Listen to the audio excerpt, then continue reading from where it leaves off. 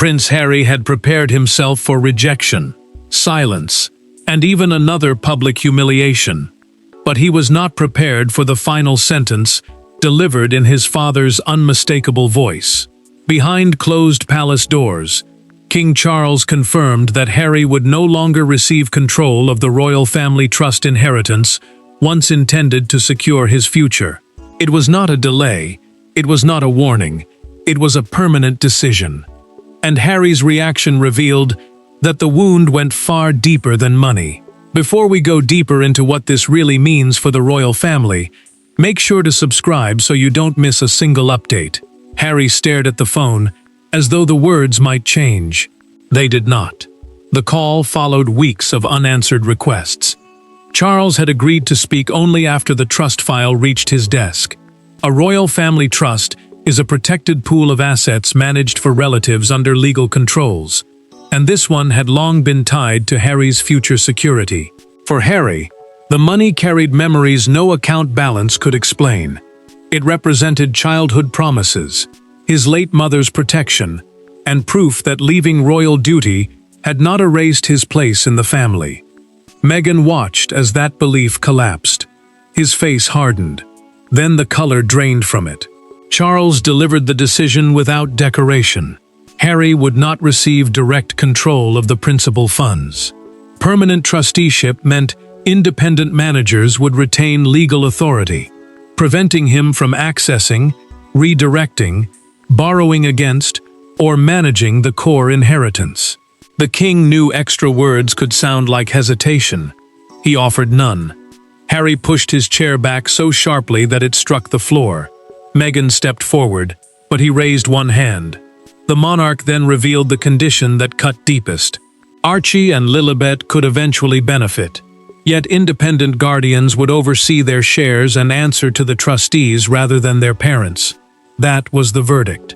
Harry understood that his father was not merely protecting money. Charles was declaring that he no longer trusted his judgment, household, or advisors. The injury was personal and impossible to hide. Harry gripped the table and finally spoke. "You are leaving it to my children, but not trusting me to protect it?" Charles paused. The silence stretched between father and son like a locked gate. "That is the decision." Meghan saw humiliation turn into anger. Harry demanded to know who had pushed for the permanent ruling. The king did not answer, but one name rose from the silence: Prince William. And to understand why that name made the wound deeper, the battle must now be seen through the four people who stood to lose far more than an inheritance. The trust was never merely a collection of accounts, properties, and carefully guarded investments. For Charles, it represented responsibility. For William, it represented danger. For Meghan, it represented security. But for Harry, it had become something intensely personal. A final promise that his place within the family had not been completely erased. Now, with that promise withdrawn, every old wound between father and son returned at once, turning a financial decision into the most painful judgment Harry believed Charles had ever made. Harry had first heard about protected family assets when he was still young enough to believe every promise made inside palace walls would last forever. Royal advisors told him the inheritance would one day provide independence without leaving him exposed to political pressure, commercial influence, or sudden financial danger. A protected trust meant money and property managed under strict legal safeguards, giving him security while preventing outsiders from gaining control. To the younger prince, it felt like a quiet promise that the family would always stand behind him. Harry carried that belief into adulthood. After stepping away from official duties, he began seeing the inheritance as proof that leaving the institution had not meant leaving the family. Charles saw the danger differently. The king feared unrestricted access could connect royal wealth to private contracts, lawsuits, business agreements, or public campaigns beyond palace control. His concern was not simply what Harry might do. It was what others might persuade him to do. Meghan felt the restrictions strike at Archie and Lilibet. She believed the monarchy wanted influence over her children's future, while refusing their parents' meaningful authority. Harry found her standing beside him as he pressed both hands against the window frame, trying to control his breathing. "Did he leave any possibility of appeal?" she asked. Harry did not turn. "He did not speak to me like a son. He spoke to me like a risk." William had already read the confidential warnings. One aggressive financial move, the advisors cautioned, could expose protected royal structures to outside examination. The future king understood that such scrutiny might affect far more than Harry's share. It could reach other family holdings and create a crisis that no private settlement could contain. Catherine sensed the danger becoming personal. During a private conversation recorded in William's confidential household notes, she urged him to separate duty from resentment. She warned that Harry would not see safeguards. He would see his brother closing the final door. Charles felt that truth most sharply when he sat alone in his study. He opened an old photograph of William and Harry beside him as boys. The monarch studied their faces, placed the picture down, and returned to the trust file without speaking. The pain had begun long before the final call. Months earlier, Harry entered a private meeting with an unauthorized proposal and refused to withdraw it when the palace warned him he was crossing a line. Months before Charles delivered his final verdict, Harry entered a private meeting, believing he was about to reclaim control over his future. Instead, he presented a proposal that alarmed the royal household and permanently changed how his father viewed the trust. The meeting ended without shouting, without threats, and without a public scandal. Yet one small gesture, a folder being closed and pushed back across a polished table, became the point of no return. From that moment, the inheritance was no longer considered Harry's protection. It was considered a vulnerability. Harry had requested the confidential discussion at Clarence House, convinced that direct financial control had become essential after his departure from official royal duties.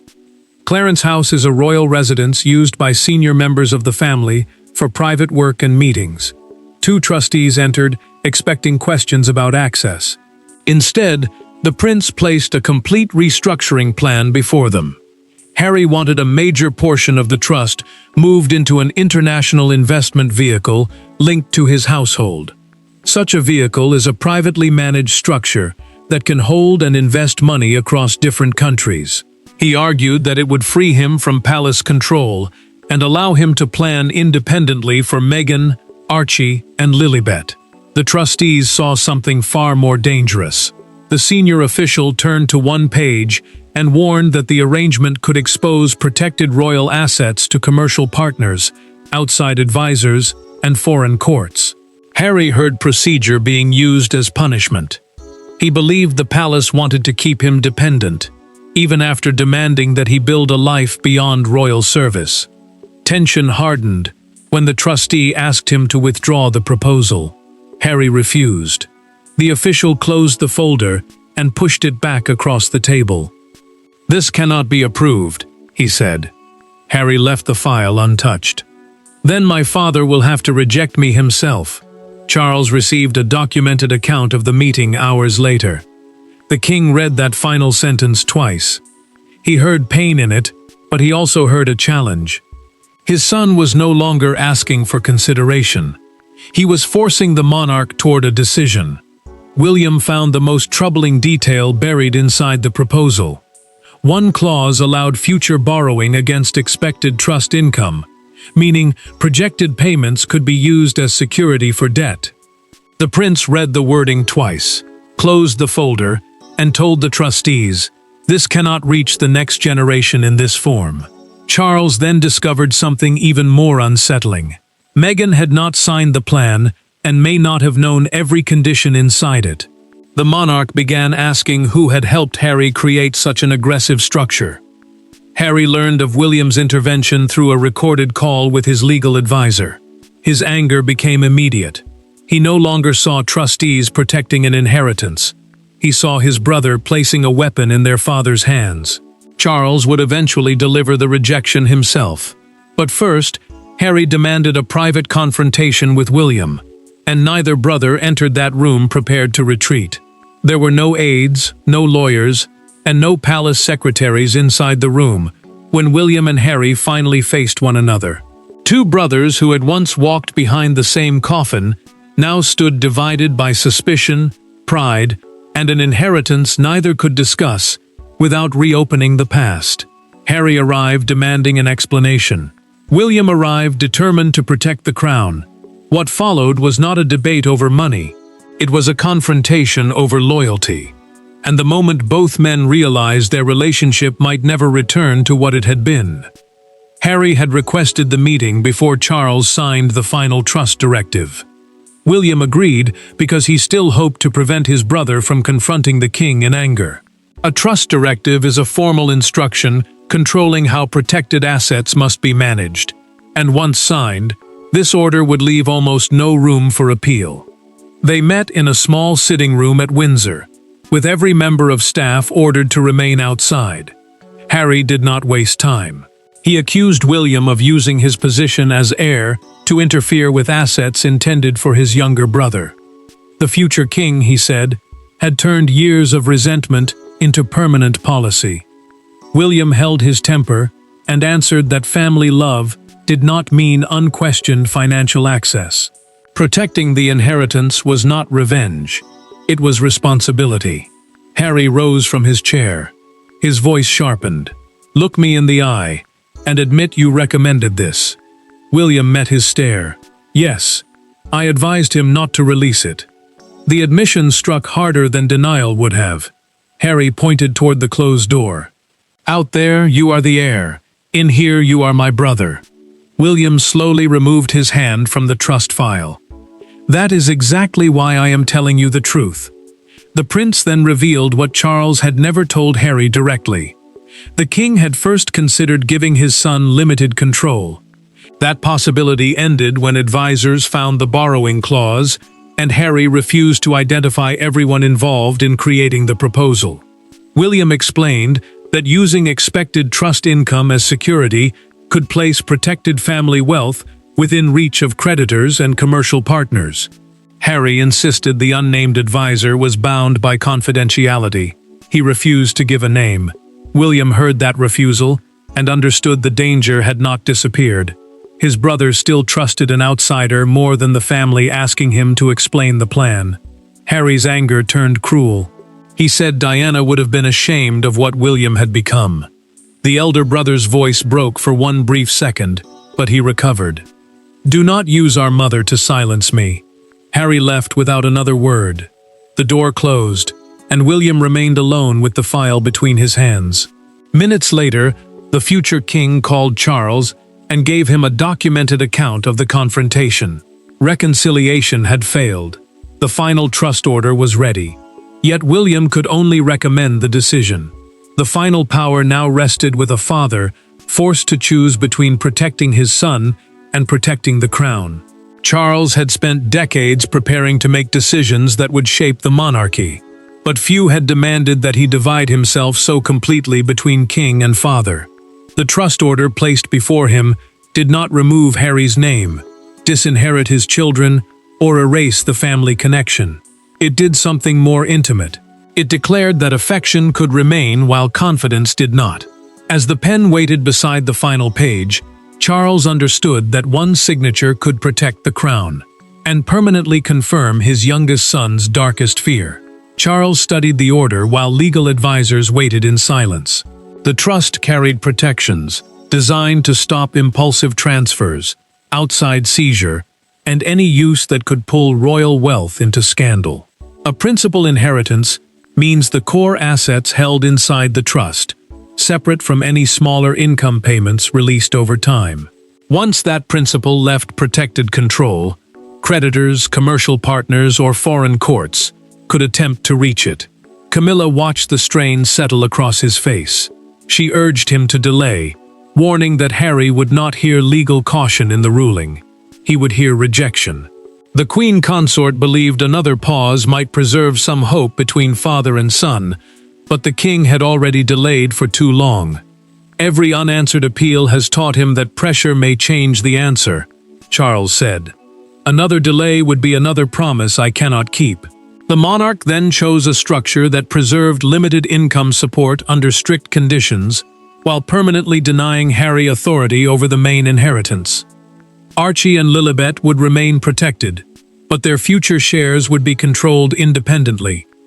A protective clause, an added legal condition designed to block unwanted access, would prevent any spouse, creditor, business partner, or outside organization from gaining power over those assets.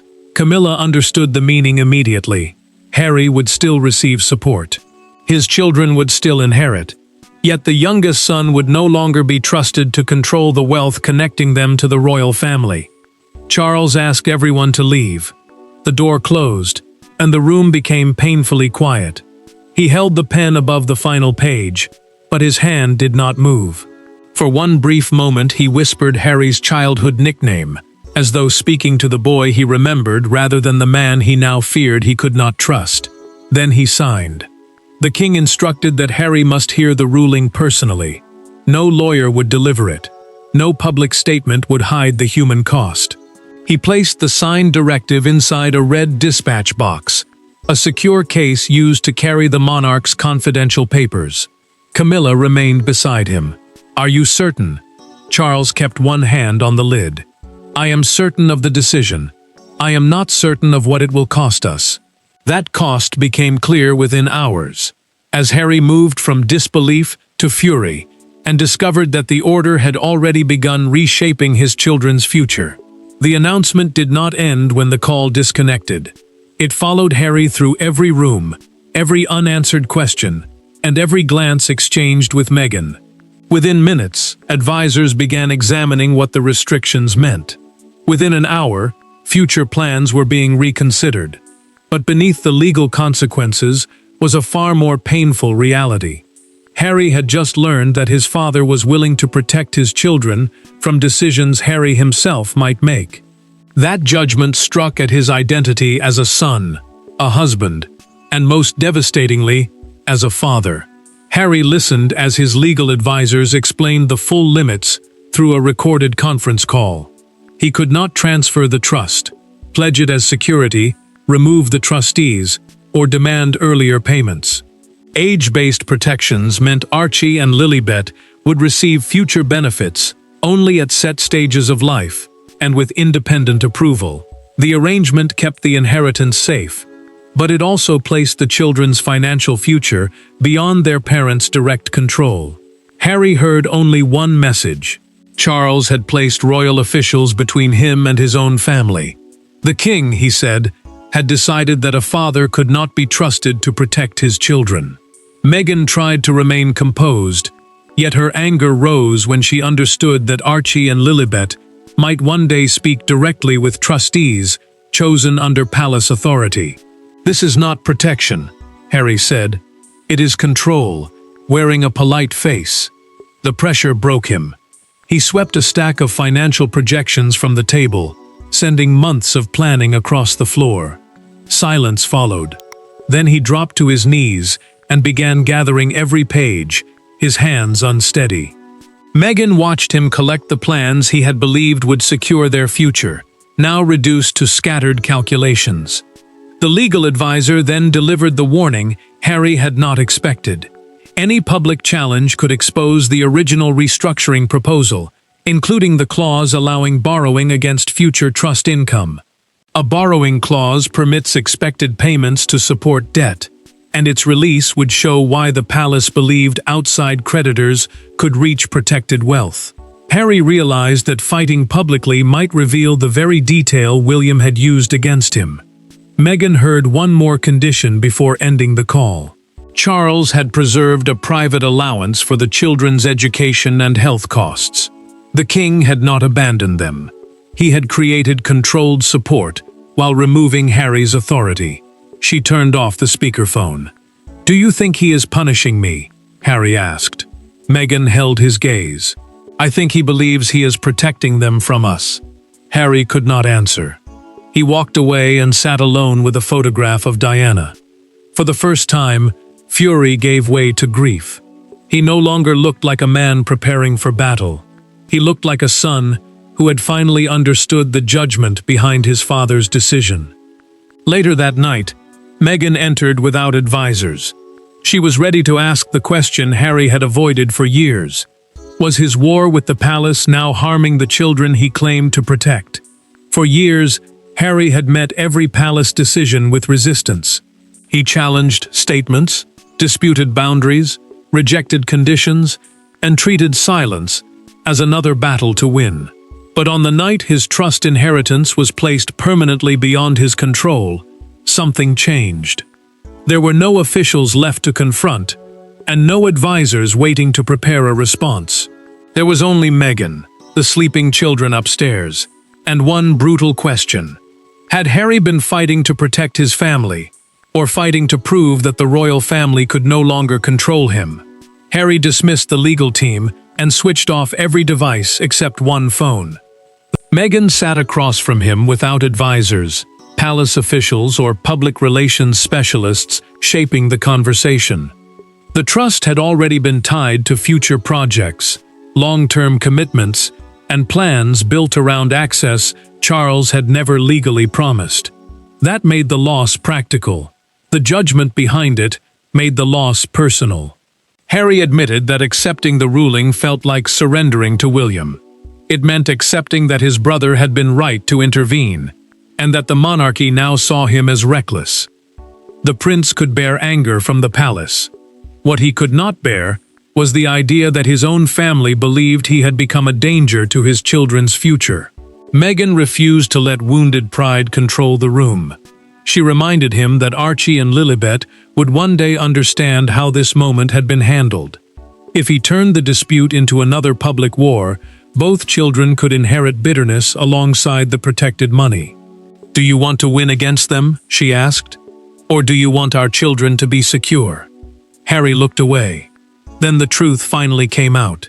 He admitted withholding the outside advisor's identity because he feared the palace would reject the proposal before reading it fairly. The secrecy, he now understood, had created the very distrust he claimed to be fighting. Charles had seen an unknown influence. William had seen an unresolved threat. Harry had seen only another attempt to control him. Meghan then revealed what she had never said clearly before. During a recorded conversation with their financial advisor, she had opposed the borrowing clause and believed Harry removed it before the plan reached Clarence's house. A borrowing clause allows future income to support debt, and its presence meant the proposal was more aggressive than even she had understood. Harry fell silent. He was no longer defending a shared family plan. He was defending a decision his wife had never fully supported. The prince opened the drafted statement prepared for release. It accused the palace of punishment, interference, and betrayal. He tore the printed copy in half, placed the pieces inside a drawer, and deleted the message waiting for his legal team. That silence stopped an immediate war. It did not stop the truth from escaping. Within hours, the trust ruling leaked beyond palace walls, and the private fracture between father and son became a global judgment. By sunrise, a decision made in private had become a national spectacle. Commentators argued over whether Charles had protected the monarchy or abandoned his son. Supporters of Harry called the ruling cruel and controlling.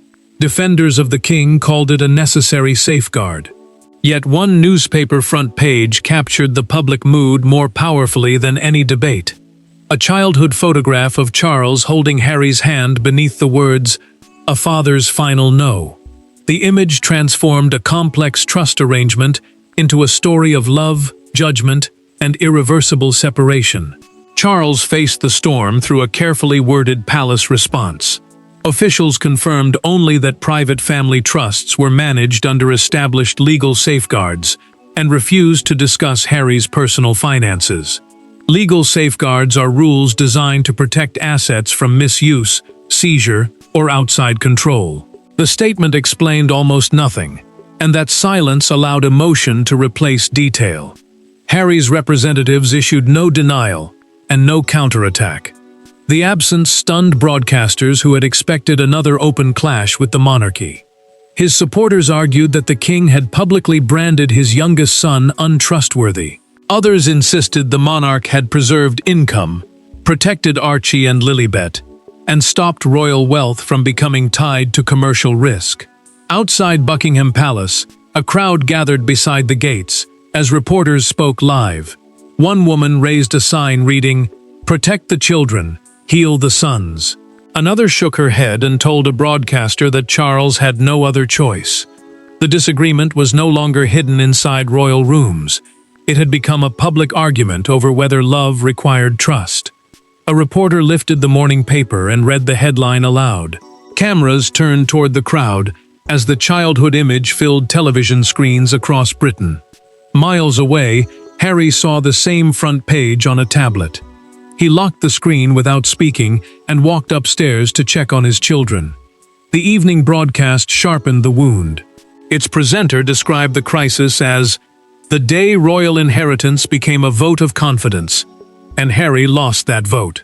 The words spread quickly because they reduced every legal condition to one brutal conclusion.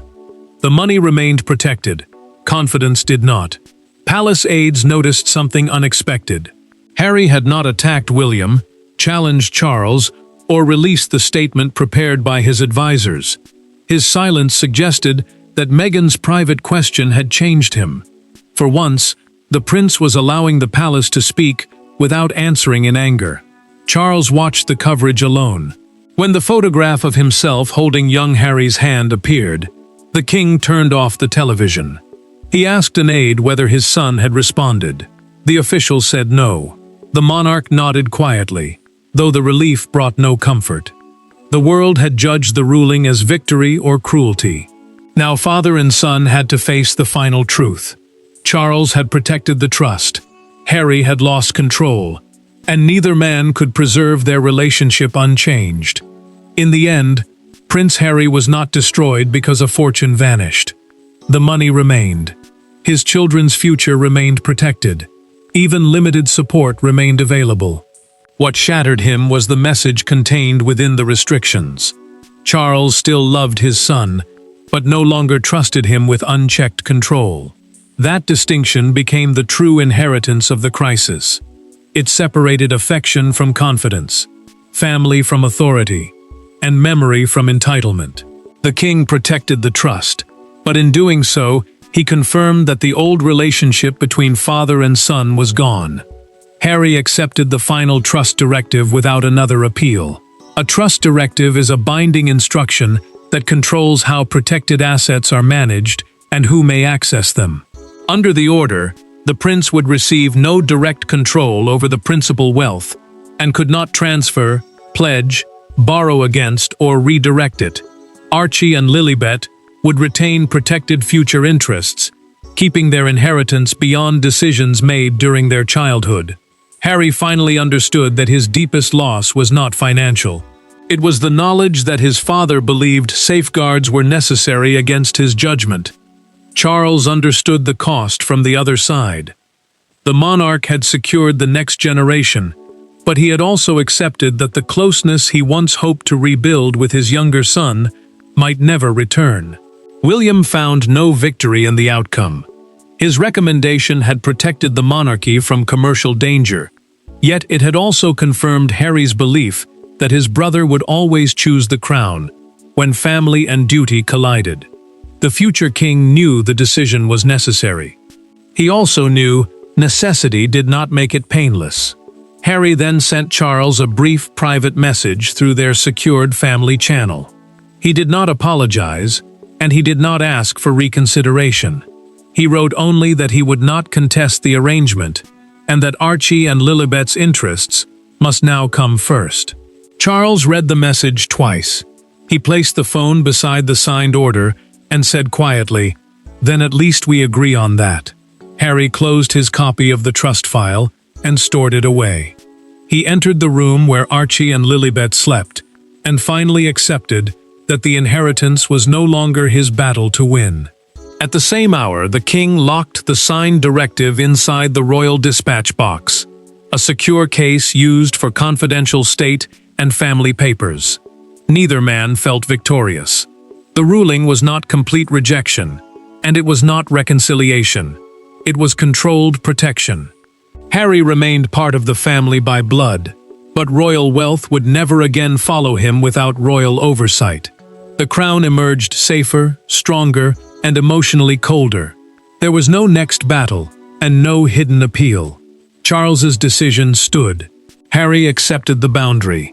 The fortune passed into the future protected, while father and son carried the permanent scar of trust that had finally run out. Thanks for watching. Please don't forget to like and subscribe, and we will see you in next one.